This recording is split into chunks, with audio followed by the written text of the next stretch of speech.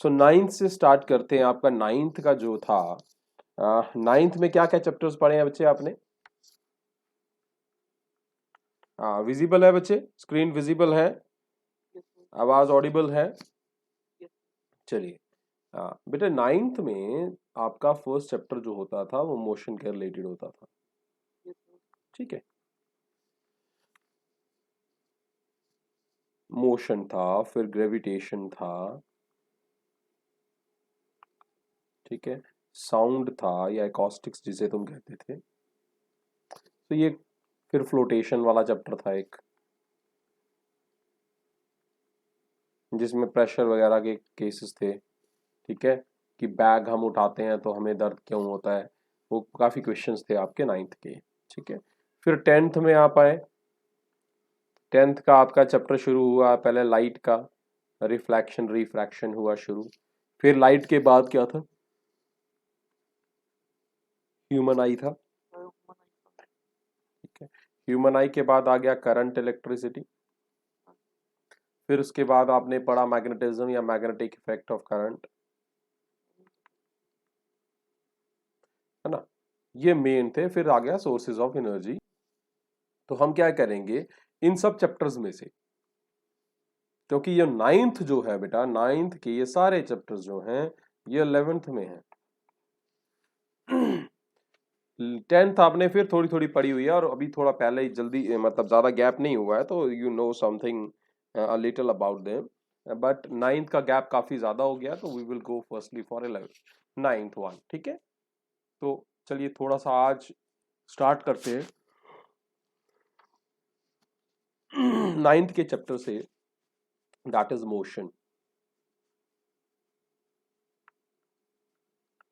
ठीक है। मोशन से स्टार्ट करते हैं बच्चे। क्या होता है मोशन? हाँ दीक्षांत, क्या मोशन क्या होता है? बच्चे मोशन होता है मूवमेंट, जिसे आप कहते हो हिलना। जब कोई भी बॉडी अपनी जगह से मूव करती है, एक जगह से दूसरी जगह पे जाती है,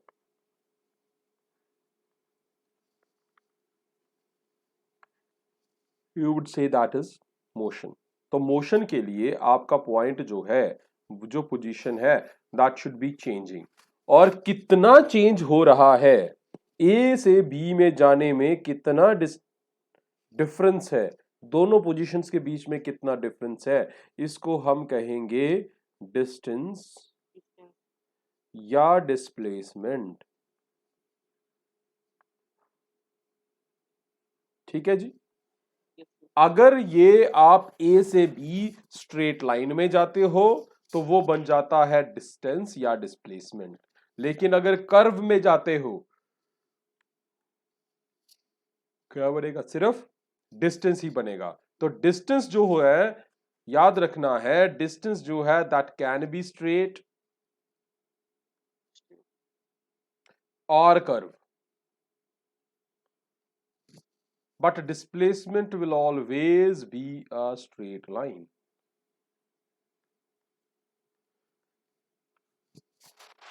ठीक है।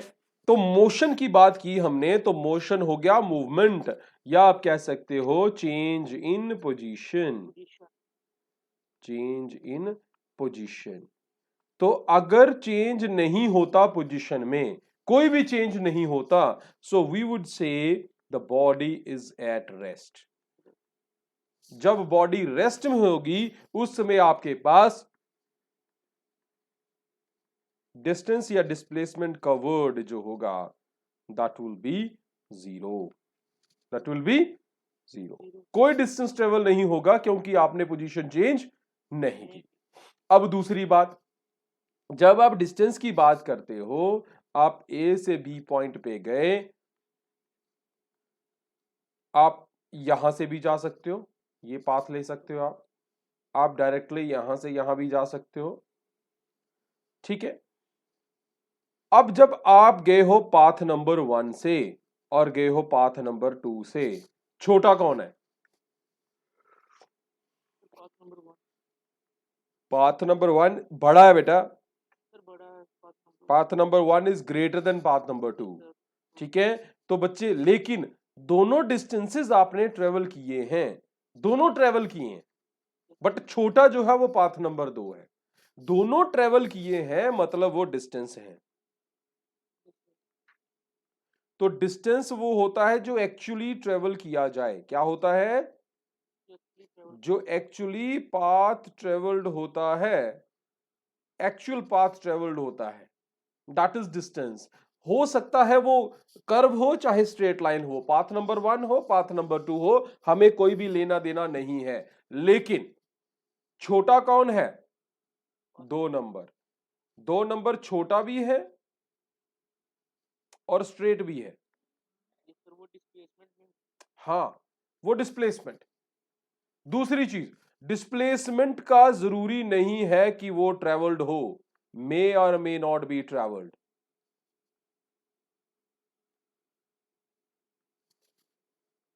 हो सकता है आप उस रास्ते गए ही ना हो सकता है आप उस रास्ते पे गए ही ना हो, मे और मे नॉट बी ट्रेवल्ड।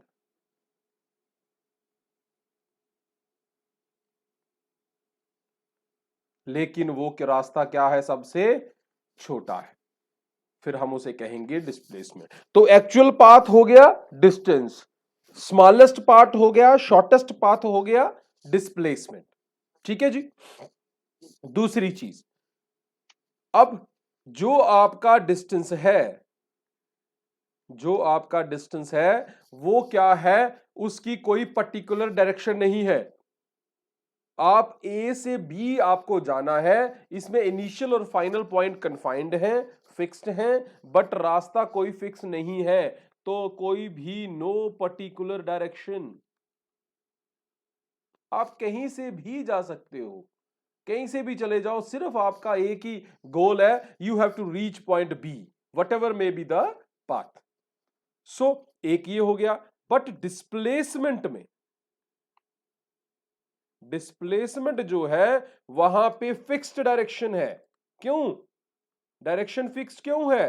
क्योंकि सिंगल, यस, सिंगल डायरेक्शन होगी। सिंगल ही डायरेक्शन जो होती है वो स्ट्रेट लाइन डायरेक्शन होती है। स्ट्रेट लाइन, दो पॉइंट्स को ज्वाइन करने की जो लाइन होती है वो सिंगल ही होती है। तब जो डिस्टेंस हुआ वो हो गया स्केलर। वो क्या हो गया? तो इसका मतलब है, स्केलर का मतलब है उसमें कोई भी डायरेक्शन नहीं है, डायरेक्शन नहीं है। बट डिस्प्लेसमेंट एक पर्टिकुलर डायरेक्शन में है, तो इसे हम कहेंगे वेक्टर। दैट इज वेक्टर, मतलब इसकी पर्टिकुलर डायरेक्शन है, इसकी पर्टिकुलर डायरेक्शन है। ये बात समझ आ रही है आपको? तो अब इसका मतलब है दो चीजें, दो अलग अलग चीजें हो गई, एक हो गई स्केलर, एक हो गई वेक्टर हो गई। ठीक है,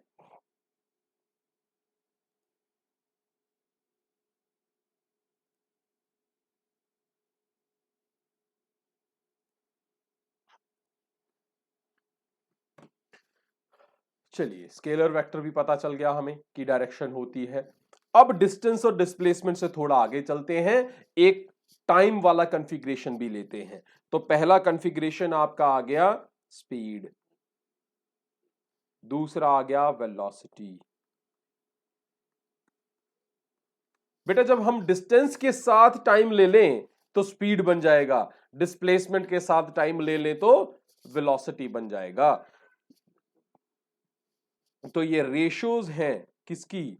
डिस्टेंस या डिस्प्लेसमेंट?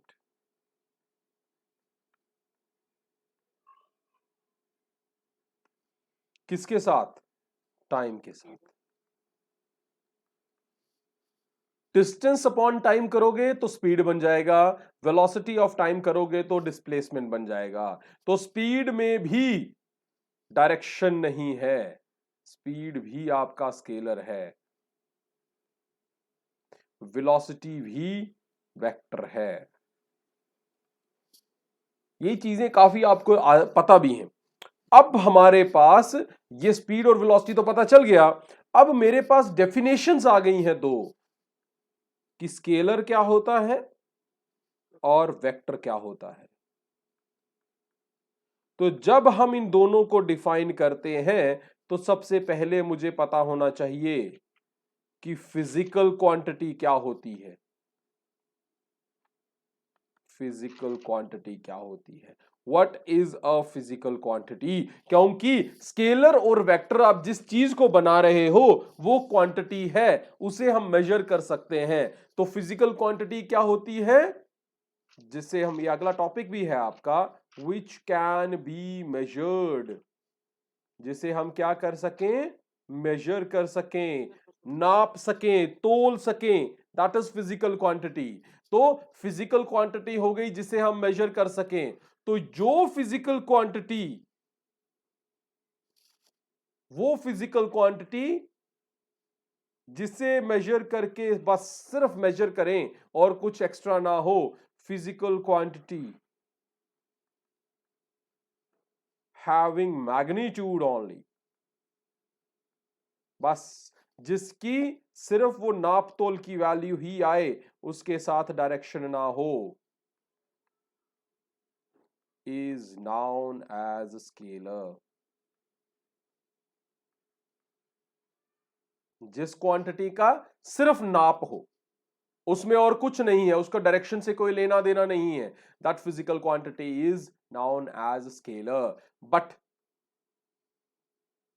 वेक्टर क्वांटिटी, इसका नाप तो होता ही होता है, क्योंकि नाप तो होगा ही होगा, क्योंकि वहां पे क्या है, फिजिकल क्वांटिटी है तो नाप तो सकते हैं इसको भी। इसका मतलब है नाप के साथ साथ डायरेक्शन भी है। Physical quantity having both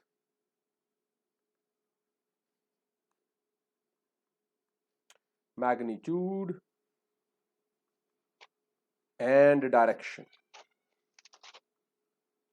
magnitude और डायरेक्शन दोनों हो तो तब बन जाएगा वेक्टर।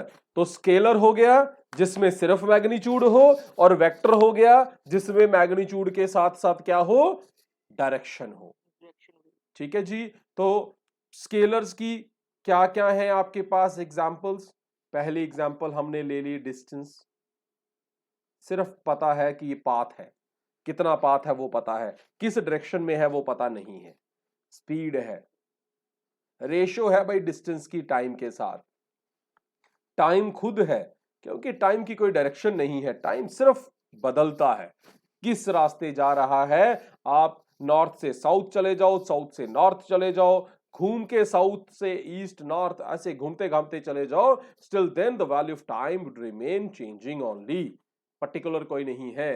बट ये फिजिकल जो है दैट चेंजेस, डायरेक्शन के साथ भी चेंज होता है। So this is firstly displacement. Particular direction नहीं होगी तो डायरेक्शन जो डिस्टेंस, स्ट्रेट लाइन डिस्टेंस था वो चेंज हो जाएगा। डिस्प्लेसमेंट चेंज हुई तो वेलोसिटी चेंज हो जाएगी, वेलोसिटी चेंज हुई तो एक्सेलरेशन चेंज हो जाएगी, फोर्स चेंज हो जाएगी। ये सारे के सारे क्या हैं, वेक्टर्स हैं, सारे के सारे क्या हैं, वेक्टर्स हैं। ये बात समझ आई। तो ये कुछ वो चीजें हैं जो हमने 9th में पढ़ी हुई हैं, वेक्टर डेफिनेशंस भी वहीं तक थी, और ये सारी यूज होंगी आपकी आगे when you would move towards the syllabus और curriculum of your 11th class. ठीक है बच्चे, अब यहां तक। अब बात आ गई आपकी कि स्केलर वेक्टर तो समझ आ गया, अब यहां पे एक प्रॉब्लम आएगी जब हम मोशन पढ़ेंगे कि अब हम वेलोसिटी की बात कर ली। So we are talking about the velocity. अभी मॉर्निंग में ही मैं क्लास ले रहा था 9th की, तो 10th की, तो उनको भी मैंने 9th का ये कंसेप्ट समझाया है कि वेलोसिटी में जब भी हम पढ़ेंगे तो we will have two values, initial and final velocity. ठीक है भाई बच्चे, इनिशियल वेलोसिटी हमेशा याद रखना है, हमेशा याद रखना है। इनिशियल और फाइनल वेलोसिटीज वो नहीं होती जो स्टार्टिंग में हो और जो एंड में हो। दूसरी चीज, इनिशियल वेलोसिटी हमेशा जीरो नहीं होती और फाइनल वेलोसिटी हमेशा नॉन जीरो नहीं होती। दूसरी चीज, तीसरी चीज आपने याद रखनी है, इनिशियल का स्टार्ट पॉइंट से और जो आपकी ये दूसरे वाली जो आपके पास है फाइनल वेलोसिटी जो है, दैट इज फाइनल वेलोसिटी का आपके एंड पॉइंट के साथ कोई लेना देना नहीं है। Initial is initial, final is final, irrespective of certain points. तो कैसे पता चलेगा भाई इनिशियल कौन सी है? तो भाई इनिशियल वेलोसिटी वो है जिस समय हमने ऑब्जर्वेशन स्टार्ट की। इनिशियल कौन सी होगी? Starting of observation. जब मैंने मोशन को स्टडी करना शुरू किया, जब मैं एग्जांपल में देता हूं, और दूसरा फाइनल जब आपने ऑब्जर्वेशन स्टॉप कर दी।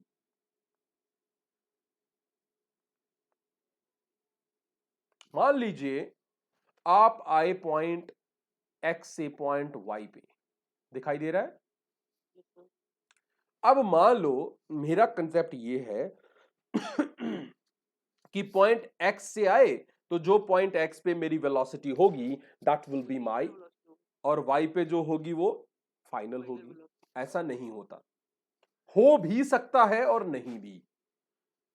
दूसरी चीज बेटा, अब मैं एक्स से वाई में जा रहा हूं, मैं एक्स से गया वाई में, बैठे थे हम गाड़ी में, बैठे थे, move from X to Y, खाना पीना कर रहे थे, गप्पे मार रहे थे, एक्स से निकले वाई पे चले गए, एक्स पे गाड़ी रुकी थी, वाई पे फिर रुक गई। तो अगर उस हिसाब से देखा जाए तो एक्स पे इनिशियल वेलोसिटी 0 है, वाई पे भी फाइनल वेलोसिटी 0 है, क्योंकि जब चले तब भी गाड़ी पहले रेस्ट पे थी और जब रुके तब भी गाड़ी रेस्ट में। अब मैंने क्या किया, मुझे वो ऑब्जर्वेशन थे, ऑब्जर्वेशन में क्या, जब यहां पे कहीं बीच में पहुंचा, when I reach somewhere in between here, मुझे याद आया कि मुझे वेलोसिटी चेक करनी है, उस समय की वेलोसिटी चेक करनी है, उस समय की ऑब्जर्वेशन स्टार्ट करनी है। मैंने उस समय देखा कि इस समय मेरे टाइम है 9 o'clock। टाइम देख लिया, ठीक है, उस समय टाइम देख लिया, उस समय जो वेलोसिटी होगी, उस समय जो वेलोसिटी होगी, मान लीजिए वो क्या है, u है, that will be my initial velocity. कब? जब मैंने सबसे पहले क्या देखा, टाइम ऑब्जर्व किया। अब मैं यहां पहुंचा, फिर दूसरी पॉइंट पे मैंने t2 देखा और उस समय 10 बज चुके थे, 10 o'clock। ये वाली वेलोसिटी जो है v2, that is final velocity. ये ध्यान रहे, क्यों? क्योंकि आपने ऑब्जर्वेशन यहां से स्टार्ट की, वहां से इनिशियल लेना है।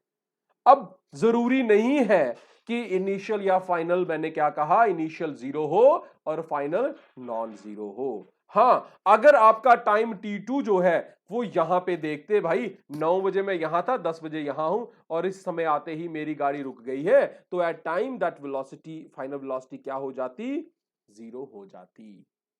ठीक है जी। अब देखो कितने टाइम में गाड़ी T1 से T2 पे पहुंची, 9 से 10 बजे, मींस 1 घंटा लगा मुझे, 1 आवर। और इस 1 आवर में मेरा वेलोसिटी चेंज कितना हुआ, पहले u था अब v हो गया, तो चेंज कितना हो गया, v माइनस u। अब ये थे आप। अब मैंने क्या किया, मेरे पास टाइम नहीं था, घड़ी नहीं थी, मेरे पास थी एक क्लॉक, जैसे रेसिंग में यूज करते हो आप, एक मैंने डिजिटल टाइमर था। मैंने इस समय t1 जब 9 ऑब्जर्वेशन स्टार्ट की तो t टाइम को कर दिया 000, समझ गए? टाइमर को क्या कर दिया, 0 कर दिया। और जब t2 पे आपने 10 बजे थे आपकी घड़ी पे, उस समय मेरी घड़ी पे कितना घंटा, कितना टाइम हुआ होगा, 1 आवर। बात समझ आई? मेरे टाइमर पे उस समय क्या हुआ, 1 आवर हुआ। आपका T1 पे 9 बजे थे, मेरे टाइम T1 पे क्या हुआ था, उस समय 0 था। जब आपके 9 बजे थे मेरा क्या था, 0 था। जब आपके टाइम 10 बजे, 1 घंटे बाद, मेरा 1 घंटा हुआ था। तो यहां से अब आप इस बात को ज्वाइन कनेक्ट करो, जब टाइम इनिशियल होगा, इनिशियल मतलब स्टार्टिंग, स्टार्ट कहां से करते हैं, 0 से। जिस समय टाइम 0 होगा उस समय की वेलोसिटी को क्या कहेंगे, इनिशियल। ठीक है, और जब आपने ऑब्जर्वेशन देख लिया, मुझे सिर्फ ऑब्जर्वेशन लेनी थी 1 घंटे की, जब 1 घंटा हो जाएगा उस समय जो वेलोसिटी होगी that velocity will be final. That is the difference between initial and final. बात समझ गए? अब चाहे वो जीरो हो चाहे नॉन जीरो हो, मुझे कोई भी लेना देना नहीं है। अब आपको मैं कह सकता हूं बच्चे, get me the acceleration, you would say sir that is v minus u upon t2 minus t1। ये है भाई तरीका सही। कभी भी acceleration v minus u upon T नहीं होती। हां, v माइनस यू, अब t2 जो है वो तो जीरो नहीं था, बट t1 मेरा जीरो था ना, ये देखो t1 जीरो था ना, तो ये जीरो हो जाएगा, तो तब जाके बनेगी upon t. Otherwise exact formula क्या है एक्सेलरेशन का?